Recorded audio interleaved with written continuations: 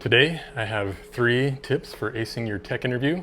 I'm Aaron from Mako-Desk, and I've landed plenty of jobs over the last 30 years, and now I have experience on both sides of the interviewing process.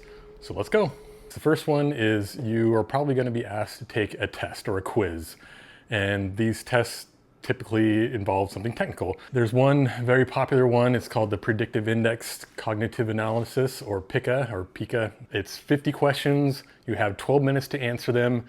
And I can give you some examples of what the questions are like, but basically you have to get through it quickly and you have to be accurate. And so you'll get a score at the end. Usually they'll set a threshold. They'll say, for this role, I want people to score this number or higher.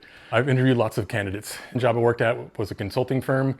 I interviewed dozens and dozens of people, and I can tell you, from firsthand experience what people are looking for. And one of the first things we do is we ask them to take this predictive index test, and then based on that test, that's kind of like a pre-screener. And if you don't make the cut, then that kind of removes you from the pool of potential interview candidates. But that's not always the case. Like they may ask you cold, hey, take this test before we even start interview you. Sometimes it's after a screener interview, like one person will just interview you, look at your resume and kind of talk to you about that. And if they get a sense that you might be a good fit, then they'll ask you to take this test, and so they may do it after a first interview. So for me, when I took the predictive index and I got the highest score you can possibly get, and so I kind of was able to ride that score for quite a bit. Google, Amazon, Apple, they all have their own different type of test. Some of them are like, how would you program a prime number algorithm? Those are pretty softball pitches if you ask me. But they'll have their own quizzes that they want you to take. So since I've interviewed lots of people, there's certain things that we're looking for. It's very helpful in a resume to have a summary of the programming languages, frameworks, patterns, things that you're familiar with, kind of as a summary, because it's helpful to look at that and say, oh look, they list Python, they list Java, they list data engineering, things like that. They're proficient with Spring Boot or whatever it may be, and that's very helpful for someone who's trying to interview you. By all means, put a summary of the skills that you are proficient in. And here's another thing I'm going to tell you. This will be my third and final point. I've seen this so often, like people who want to get their foot in the door will say, I'm proficient in technology X, or I have done this project, full stack development, and I'll ask them questions about that. And it becomes very apparent right away if they actually did work on it. And what happens is you work for a team and your team has built product X, and you worked on this one small silo of it, and so you're really good at that part, but you claim the whole tamale. When we ask you, okay, which part of that project did you actually work on, be honest. Don't say I did the whole thing if you didn't do the whole thing. If you were just a small part of that, just be honest about it, and it's okay, because you'll be exposed to all the other parts of the project even if you only worked on a small part of it. Like I said, I've interviewed dozens and dozens of candidates, and I always like to dig deeper into the things that they claim they have done. Be ready. If you're putting something on your resume, you better be ready to justify it and explain what you've done. And you'll be fine though if you do that. So there are more tips and advice I have for interviewing. I'll follow this video up with another video exploring more of those tips. Thank you for watching. Please add any comments below, any questions you may have that might help you in your career. I'd be happy to answer them. I hope you have a great rest of your day, and I'm gonna go hit the waves. Okay, so here is an example of the predictive index cognitive analysis results. Our company set a threshold of 320 for a software engineer, so we would administer this test to potential candidates, and if their score was 320 or above, they would kind of move to the next phase, which is the first interview.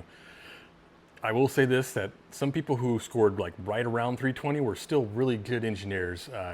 So you kind of have to take this with a grain of salt. For this one in particular, I happen to do really well. This is a 12-minute test. You only have 12 minutes to answer 50 questions. So getting through a lot of questions and being accurate is the key to getting a good score on this kind of test. And I happen to I got a perfect score on this one. Not bragging or anything, but there are techniques for taking this test, and I'll go over a few of them here in a second. Here's an example of what questions you might find on a test like the predictive index. I just Googled it, and they had like a sample quiz. It's only 5 questions, so it's pretty basic, but it gives you what the questions might be like. So for the first one here, some of the good techniques to use. This was a simple one. Which number comes next? You can see it's a binary sequence.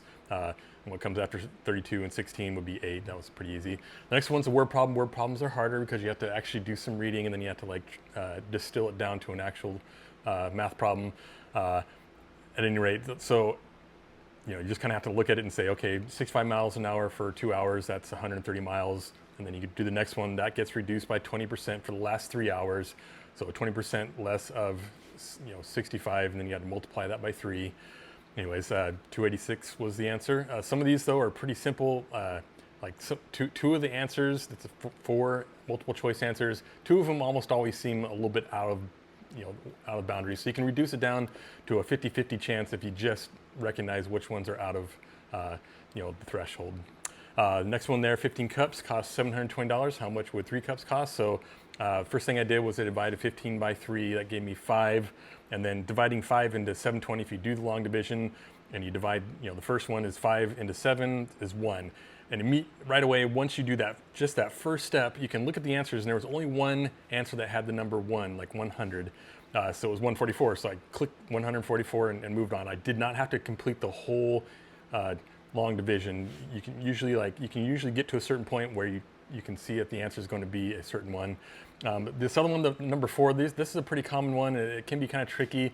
It'll give you 4 fractions with a decimal addition to it.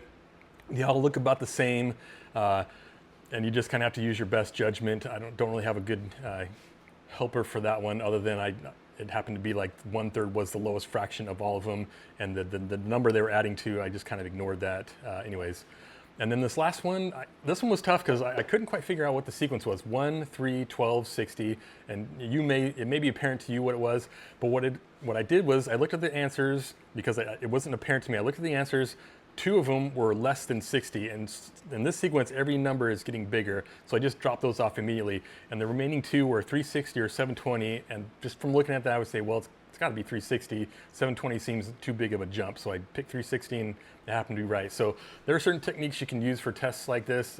Really, you're exploiting mechanics of a multiple choice test, but that would be my best advice for a test like this.